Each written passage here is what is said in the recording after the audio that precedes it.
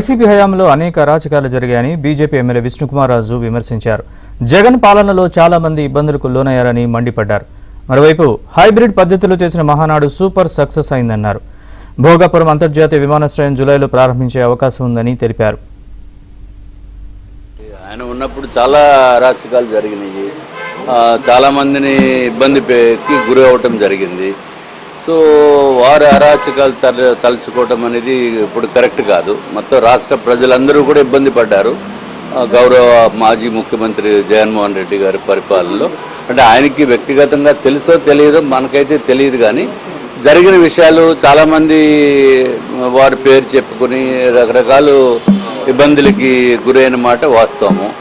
అట్లాగే మహానాడు నిజంగా కూడా హైబ్రిడ్ మోడల్లో చేశారు, అది సూపర్ సక్సెస్ అయింది. సుమారు 23 లక్షల మంది మహానాడులో పాల్గొనటము, డైరెక్ట్గా 2 days పాల్గొనటం అనేది నిజంగా కూడా ఒక హిస్టారిక్ ఈవెంట్గా మనము చూడవలసిన అవసరం ఉంది. భోగాపురం ఎయిర్పోర్టు నెక్స్ట్ మంత్ 8వ తారీఖు నుంచి అని చెప్తున్నారు.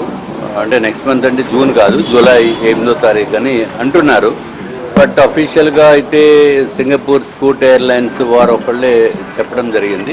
విశాఖపట్నం ఎయిర్పోర్టు ఇది కంటిన్యూ చేస్తూ భోగాపురం ఎయిర్పోర్ట్ను కూడా ఉంచితే చాలా బాగుంటుంది. లేకపోతే ఈ పెట్రోల్ డీజిల్ క్రైసిస్ అన్నీ తగ్గిన తర్వాత భోగాపురం ఎయిర్పోర్ట్ ఆపరేషన్లోకి వస్తే బాగుంటుంది.